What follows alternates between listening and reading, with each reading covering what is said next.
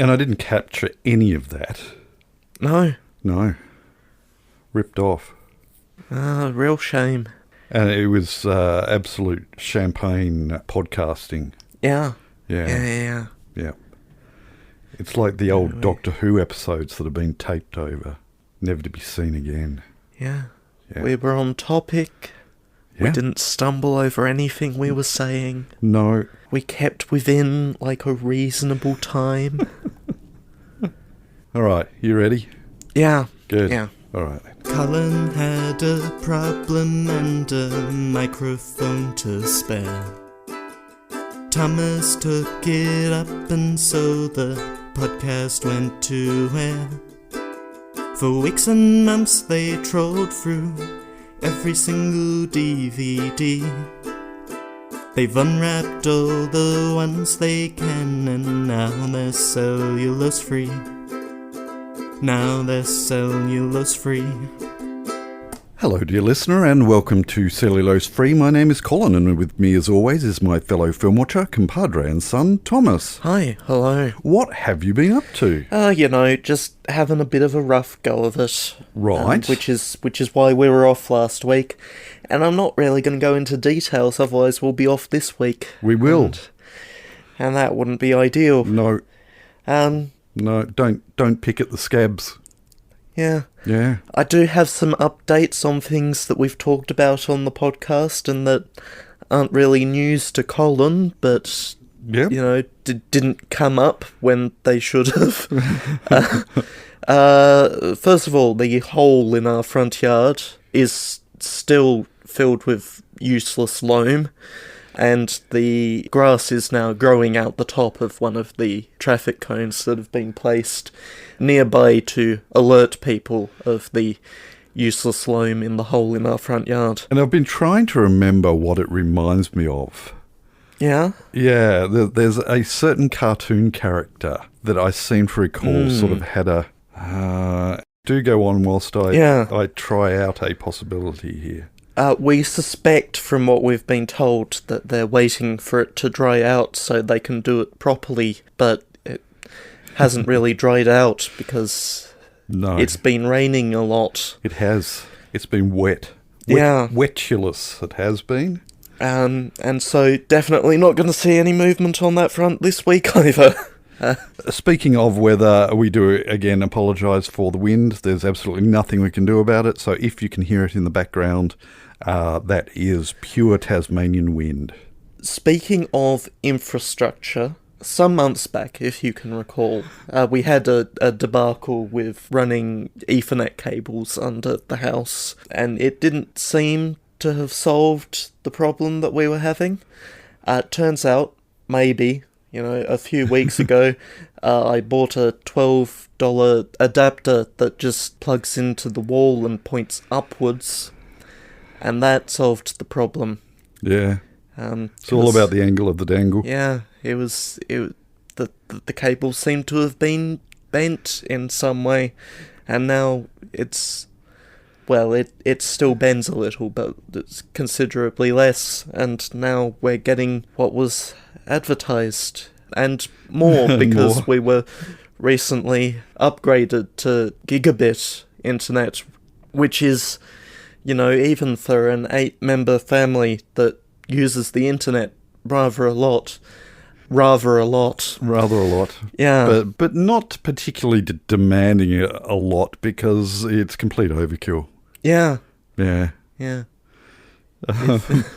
If I was, streaming regularly, maybe it would be necessary, but my computer doesn't really do that. No. So, yeah. Anyway. Fully support you in your eventual decision to knock us down a peg or two. Spend less money for a service that, The other thing as far as cables are concerned is no doubt you can hear the incredible clarity of my voice now that it's going through a new cable that I have replaced. The old cable that was occasionally crackly, and now you're getting it in 24-bit. Yeah. New cable, same as the first. Yes. So we'll see how long this one lasts before it does. Things don't last forever. It is a really, really depressing thing that... Yeah. Much like Windows 10. Yeah. I'm still waiting for it to tell me that I can spend my 1,000 Microsoft Rewards points on one more year of extended security updates. Meanwhile, I have gathered up using the Bing app on my phone. Yeah. And I am not advertising that, but I have managed to fairly rapidly jump through enough hoops using that app to get over 1,000 points so that I don't have to pay for an extra year of coverage. Yeah. At about the same time that I purchased that adapter, I also purchased a very cheap $45 quote-unquote smartwatch, which doesn't do a lot, but it does the things that I bought it for. Good. Which is to track my steps, and as it turns out, make better use of my phone's GPS than the Google Fit app does. Yeah. I was, admittedly, a little surprised by how limited the software on this Mi Smart Band 9 Active is, but, you know, for $45 for a thing that just sort of clips into a one-piece band, Yep. I can't really complain that much. No, and they're not charging you a subscription fee either. No. Crazy old world. Yeah. So it'll count your steps. And as long as it successfully connects to my phone, it will give me a GPS track back out at the end, as long as I jump through the hoops to request personal data. So that's got some features that my watch doesn't have. Your watch probably does have those features. You just have to jump through hoops. Yeah. It's but they're not hoops that I'm particularly interested in. No. I know where I've walked, so I don't particularly need, unless on a particularly special occasion, a well-mapped route. But if I'm going to do that, there's an app on my phone that I'll use instead of Google. So, yeah. And yesterday I went for a walk and got a second tiny blister under the thick skin from my initial blister. Yay! Yeah. Yay. Which is now kind of difficult to spot, but I could tell it was there, because the skin was discoloured in that specific way that skin over a blister is. Not because the skin itself is necessarily discoloured, but because through it you can see weird liquids. Well, I got a big blister on my big toe, and I can't remember whether that was last week or... Was it last week that I walked on the beach? I caught a bus to 7 Mile Beach on Tuesday of last week, I think it was. Yeah. And then walked a goodly distance, and it was a lovely day for 23 degrees it got to, and I actually, ran into the water and went for a quick dip in the water. It was very cold, but actually very invigorating, both physically and mentally, so I'm glad that I did that. But my big toe isn't, because I decided somewhat foolishly to walk most of the length of 7 Mile Beach and back in bare feet on wet sand, and the rubbing nature of that on toes is not good. I also went for a walk that day, took a bus over into town and ended up wandering up towards the botanical gardens, which I could actually wander up to because the paths were not closed as advertised, and in fact you could walk along them. And then up to Max's Infinity Loop, which, despite the name, is only about 2 kilometres long. But it's a loop, you see. So if you keep following that loop, it's infinite. Where I found and reported a very large fallen branch which crossed basically the entirety of the very wide path, which includes both a soft fall section and a tarmac section next to each other. Yeah. Both of which are quite wide. So called that in, And then yesterday, went for a walk, ended up in Waverley Flora Park, where I also found a fallen branch, which I didn't call in because it's continued to be windy and it's probably not much of a point. No, even the curtains are moving in the Deranged Cat studio at the moment. Well, that's just because the entire house is kind of drafty. It's old. Yeah. It's like me. It's old. Yeah. A little younger than me.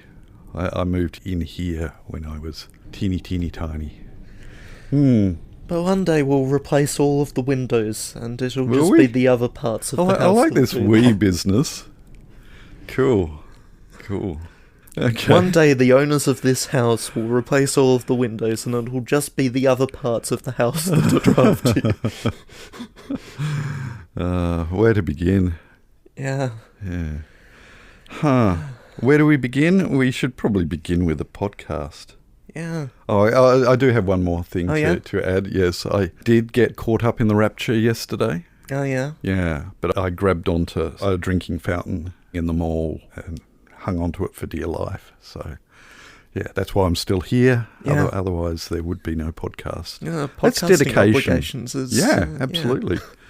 Actually, I didn't get called up because I realised that I was actually wearing odd shoes yesterday. And one of the things, as far as my private health cover is concerned, is I rack up points and I can use that to buy things such as exercise equipment and walking boots. So my daily driver shoes have served me incredibly well, but they got to the point where they did need replacing, so I thought I'd get a replacement via that. And got them and thought, right, I'll walk them in. And thought I did, but I put them on in the dark, and I've got another set of walking boots that were right next to them. So I've got a left from the new pair and a right from the old pair. And yeah, it got a bit uncomfortable because they're slightly different heights and slightly different rolls. And yeah, so when I went to donate to Plasma, I thought, if I'm going to spend any more time on my feet, if I walk home, I ducked into Target and bought a cheap pair of joggers, clearance joggers, just so that I was actually comfortable, and they did all right. Yeah. What a boring podcast this is. Let's get into the meat of the podcast and actually watch a movie. What are we watching this week? We are watching Master and Commander. Can't remember exactly which words are in the subtitle. Distant side of the planet. Yes, it's something along those lines, yeah. Pulling up a thing. No, hold on. No. I know exactly where I can find a thing. But it'll take a moment. Because things aren't allowed to be fast. You know, we've got to spend time animating the logo in before we can load. Why can't things just be simple and good? Like me. Well, you got simple going.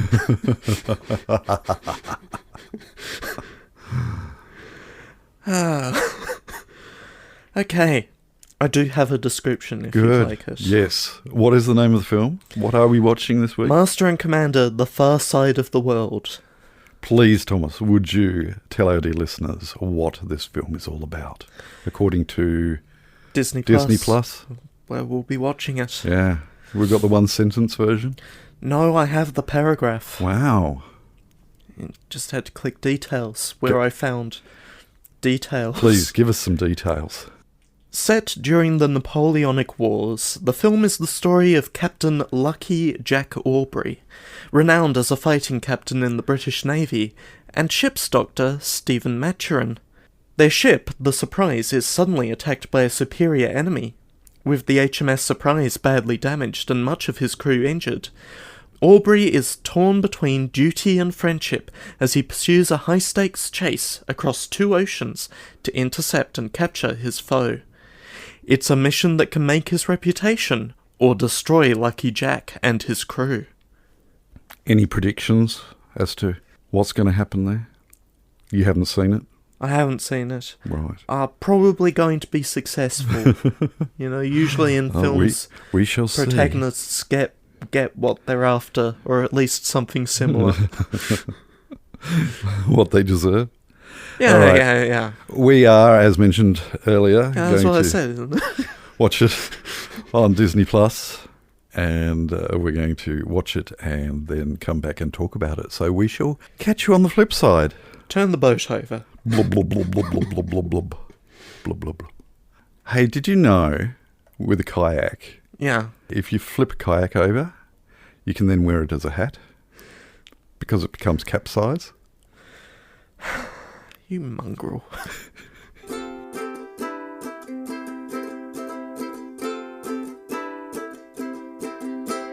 So what did you think? Yeah, it was alright. I had a good time. I love that film. Yeah. Yeah. I think it's solid. It is paced well. It throws you straight into it right from the very start. It lets up so that you can get a breather, but doesn't outstay those moments and then gets back into it.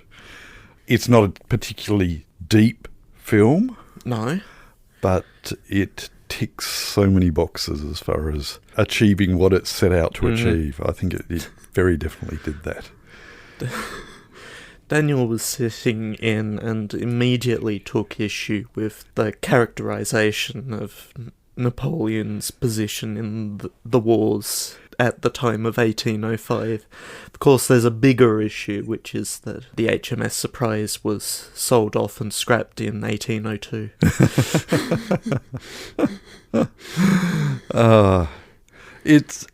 I mean, if you're attempting complete historical accuracy, you're not going to get it in this film. No. But you are dealing with fictional characters and a fictionalized story. And I'm looking into the history of this series of books that it's based on. It's like, it sort of ran out of years to cover, so just slotted some in there that didn't happen. Yeah.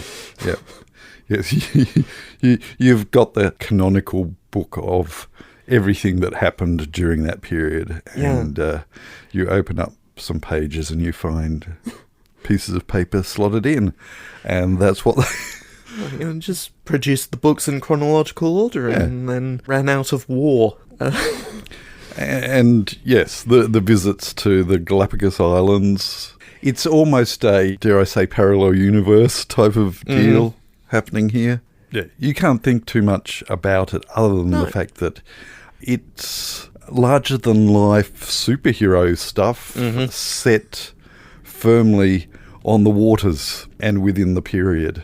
Yeah, so you've got larger than life characters and I guess sequences of events that are incredibly convenient and but I just really love the concept of the genre, I guess, and how well this just nails it.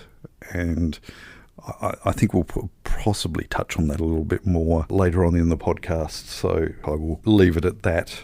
Yeah. I did notice that finally ticks all the boxes as far as Peter Weir films that are on the shelf that we have watched together and podcasted on. Right. So every single one that's on the shelf, we've done a podcast on now. Right. Well, once this finishes, this episode is complete, we will have podcast. And assuming the database is completely accurate. Yeah. Well, I've got Picnic at Hanging Rock, Witness, Mosquito Coast, Dead Poets Society, and The Way Back, as well as Master and Commander. Such an array of films. Yeah, he's covered a lot of bases. And looking at those lists, other than The Way Back, I've got a real soft spot for all of those.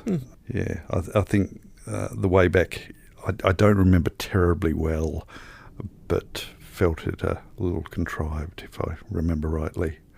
But I just so wish there was more.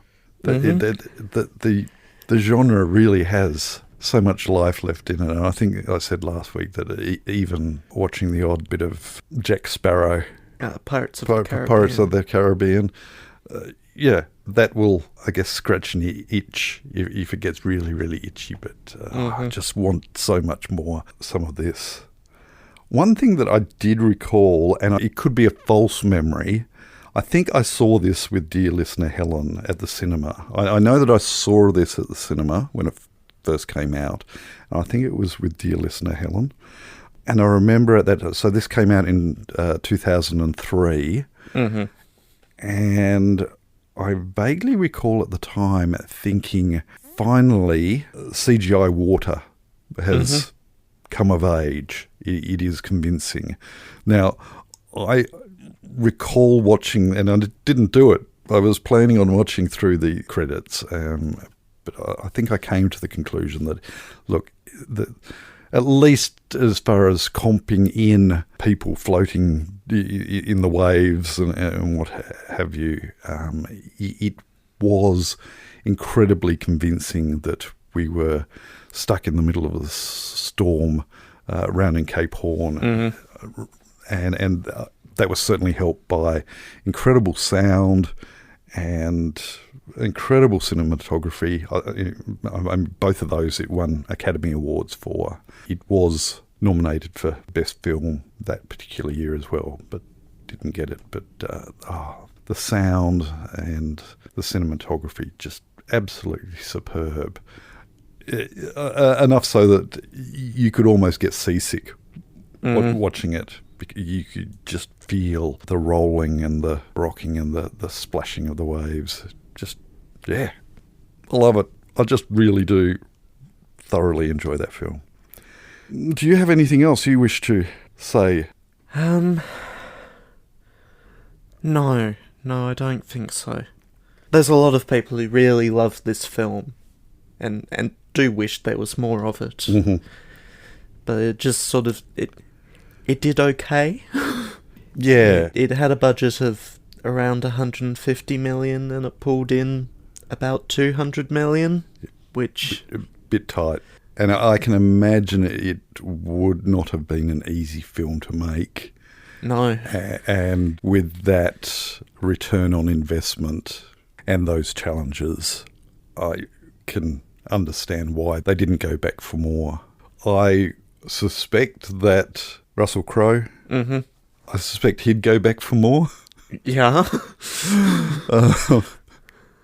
I think he thoroughly, larger than life character, and again we'll get onto that as far as one of our dear listeners has made some comparisons to a certain science fiction series that such swagger and larger than lifeness is very much reflected both in this and in that science fiction series, but we'll get on to that. But I think he would do more. The chemistry was really good as far as him and his crew, and especially the conflict and love going on between him and the Doctor. It's it's good. All right, so you got nothing else to... Well, I think we shall move on then. The following segment has no title. Thank you. We will start over on Discord with E of Pie. Hi, E of Pie. Who says, I'm very excited about the next episode. I hope you enjoyed the movie. And then there's a big block that's wrapped in a spoiler tag and says, please only click after watching the film if possible, as there's some slight theme spoilers. So first of all... So had you read this? I had read this. Then. Right, yeah. okay. Yeah. So I hadn't realised that it had been covered up in spoiler cover. Yeah. So, yeah. First of all, dear listener, I don't really care about spoilers that much, and will frequently, even on this podcast, spoil myself on the contents of a film as I'm watching it. Which, you know... How does this film that I am currently watching end? Maybe some of that undiagnosed ADHD going on there. Yeah. I need to be doing something else. Uh-huh. Anyway, E of Pie continues. I did, in fact, read Yes. Before I watched the film. There's a persistent, light-hearted debate as to whether it counts as a Star Trek movie, given the sort of Kirk-Spock aspects of the Captain and Doctor's relationship, particularly in the books, the bits about duty and discipline versus exploration and human connections, etc.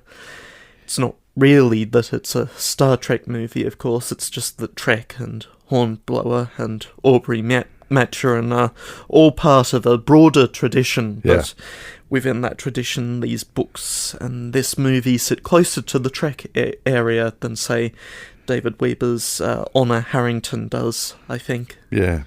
Yep. I had to Google Honor Harrington. I am not familiar with it. My understanding is that David Weber goes very, very deep into all the technical specifications and things like that. But I'm only going on what I read. I guess a bit like Matthew, what is his name? Australian author who does the... Matthew Riley? Yes. Yes. Who I sort of started off enjoying his books, but every paragraph you'd basically get 3 more paragraphs describing a particular weapon that somebody has just picked up. And it's as if, I don't know, it felt sometimes like he had his Wikipedia open and his, I could be wrong as far as that comparison, but that's my frame of reference that I have. I'm led to believe that the book series for Aubrey Maturin doesn't tend to go to great lengths to explain any of the naval jargon that is frequently littered throughout. Okay. So it's expected you already know in that circumstance. And if a audience surrogate is required, then the Doctor gets roped in, but it doesn't happen too often, and when it does happen, it's usually early on in the series. But very, very definitely a Star Trek Hornblower kind of crossover, and I think Eopai is absolutely correct that, it's a Star Trek movie, or at least the things that appeal to me in this movie are the things that appeal to me in a good Star Trek movie, and I think it's especially why I enjoy Wrath of Khan, because in a lot of ways that is quintessential Hornblower and a Master and Commander sort of happening there. Over on Facebook, Helen. Hi, Helen. Says, so apparently, if I want to get somewhere in a hurry, I should arrange to be kidnapped? Yes. Your discussion about long runways reminds me of the joke about the pilots in a plane that had to brake very severely as they were running out of landing room, and the pilot said, "Wow, short runway." To which the co-pilot replied, "But wide, very wide." I was going to make some other comments, but the only other thing I can remember about this episode is that there was some mention of why we don't remember stuff. I found that reassuring. And with contributions from Entuosferatu over on Discord. Hi, Entuosferatu. That will take us up to the guesses. It will. And going through in chronological order of how I received them. Entuosferatu says no real comments on any Fast or Furious movie, so I'll just go with a guess of Furious 6. That's all spelt out with no space. Yep. And 6 as the number. Yes. The digit 6. Yes. Sorry. Yep. AFPie says, as for a guess, Furious 6, all spelt out with the digit 6, is 8 characters, so let's try that. I think I recall numbers being on the input list. Yes. Yes, indeed. Can confirm. Alphanumerics and underscores, though underscores very, very rare occasions. Yeah. I suspect Colin just forgets that underscores are available. He's gently nodding over there. Oh, that's right. For our audio podcast listeners, I'm nodding furiously. Yeah. And Helen says, I'm going with FF6. I suspect I could have come up with a better guess if only I had time to do more catching up faster than I can actually manage. It's tough. Yeah. It is difficult, yes. Yeah, I'm slowly working through the backlog to my podcast backlog. That has been one of the good things about these long walks that I've been taking, is catching up. Except that I keep on finding you'd listen to a podcast and they would recommend a podcast, or they would, this episode we're actually going to play an episode from a podcast we particularly like, and you'd listen to it and realise why they particularly like it. And so yes, my backlog keeps growing. Like I got halfway through a narrative anthology podcast just before the federal election. And then the federal election happened and I was, thinking about other things and maybe not going on so many walks.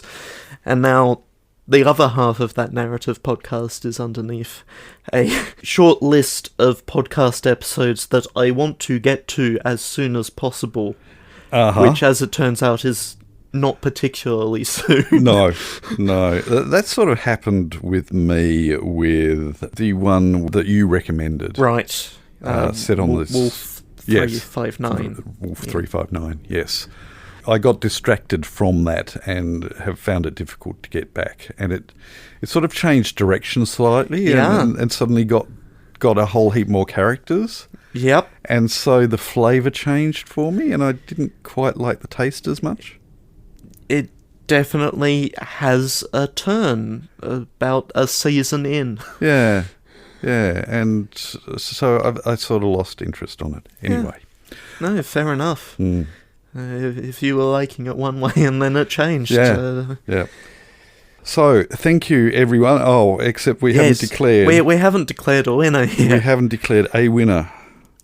A single winner. Or two winners. As it turns out, it was Furious 6, all spelt out with no space and the digit 6. It was indeed. Well done, Into Osferatu and E of Pi. Sorry, Helen. You should have gone for the wide runway rather than the short runway. Yes. And if you want to have a guess at what this week's podcast is, it may be a little more challenging. Or it might not be. Can Thomas remember what it was? Yes, I believe I can, seeing as I wrote it down, and it hasn't changed since I wrote it down a week ago, when we almost but did not record a podcast. Indeed. So, if you want to guess what I did use all 8 characters in the file name that I used to record this episode. Yep. That is somewhat related to the episode, the movie that we watched. Yeah. Have a guess. Some would say directly related. Yeah, some would.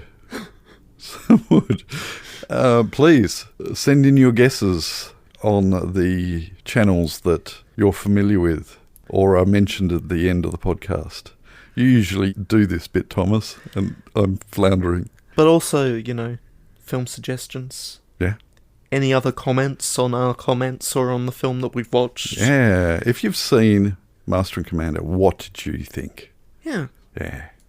All right. Well, I think we shall move on then. Pick a film for next week so we can go to bed. Okay. And Thomas is just realising that I'm about to say, and it's your turn. It is my turn. I need a virtual coin. There are 2 ways that I could go with this. Mm-hmm. One of them is topical. Right. And I get the impression that you might be thinking along the same topical lines. All right. The other is not. Right. It depends on what topic you're thinking of. The topic of a recently passed actor. Oh, you saw those notes, did you? Yes. Right, yes. That I've completely failed to make any mention of. Yeah. Yes. So, between recording our last episode and our most recent episode, a famous actor sadly passed away. I mean, he had a good innings. We're talking Robert Redford, who died at the age of 89 on the 16th of September 2025.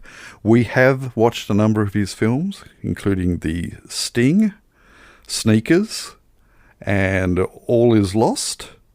And I thought we'd watched All the President's Men, but I couldn't find it on the list.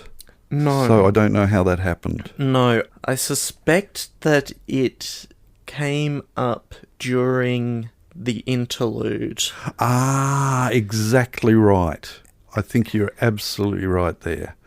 So, and that I might not have watched it at the time. Ah, There's a couple of newspaper-related films. Yeah. Can't. The Post. And I can't quite remember which ones are which. Well, the ones that I listed, we certainly have done a podcast on that starred Robert Redford. And so there is a possibility that it will be Robert Redford, or it'll be something else. Okay. I have brought up a virtual coin lovingly rendered by the software Sophie's Dice. Right. Which does, all sorts of dice, including several that I would never find any use for, but, it does stuff. The good old 17-sided dice. Yeah, let's roll a D17. It'll do a D17. Yeah, it's a cylinder, but it'll do a D17. Oh, that's cheating. No, it's not. All right, flip a coin. Okay, so I am going to say... He flipped the coin and then he turned it over manually. I'm going to say heads, Redford. Yep. Tails, something else entirely. Uh-huh. And I suspect that whatever it is we end up going with, Redford will be one of the two films that come in this fortnight. Indeed. Okay. It is heads. Right. It is heads. So the question is which one it's going to be. I shall file away that other film for 4 weeks from now. He's pinned it. It's hovering in the Deranged Cat studio above our heads virtually. Assuming that nothing else comes up and it is still available. Oh, look. I can hear our dear listeners going, what is it? What is it? But, more pressingly, what is next week's movie? It's a film starring Robert Redford from 1969. Right. That is on Disney Plus by way of the 20th Century Fox acquisition. Oh. Is it what I was going to pick? Well, what were you going to pick? See, the date is throwing me, but I'm not sure. Is it a buddy film? I think you could describe it as a buddy film. Have you seen it? I haven't. I suspect I haven't either, if it is what... Is it Butch Cassidy and the Sundance Kid? It is Butch Cassidy and the Sundance Kid. Wow. Great minds think alike, and both of them are yours. Cool. All right. Would you please tell our dear listener what the plot synopsis is for... Yeah, because when he passed away, I thought, look, we should watch a film. And I looked through the list and found that I had actually tagged that in as a film I wanted to watch. Yeah. Cool. Butch Cassidy and the Sundance Kid, well, that would have given it right away if I'd had to go to the description, are two free-spirited leaders of a criminal gang. When their plan of robbing a bank goes astray, they flee to Bolivia in an attempt to outdo the law in the country. I can't believe that's the plot. Anyway, next week, we're going to watch Butch Cassidy and the Sundance Kid. We hope that you can join us, but until then, we'll catch you next time. Bye. You have been listening to Cellulose Free. Your hosts were Colin, who produces and edits the show, and Thomas, who makes the artwork and music. Cellulose Free is recorded in the Deranged Cat Studios in scenic Tasmania, Australia. We keep track of our extensive physical media collection through My Movies, which we highly recommend. You can find links to that, as well as other places you can find us in the show notes. Cellulose Free is a Hi Hello production.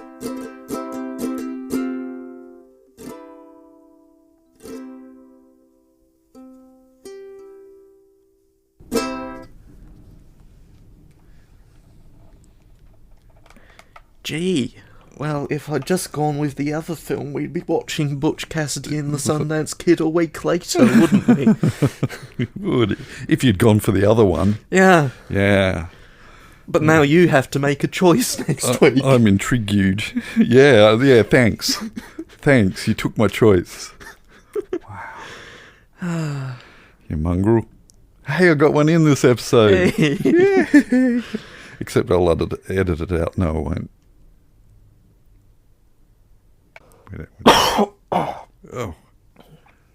Oh. I've got to clear that out of my ear now. Yeah.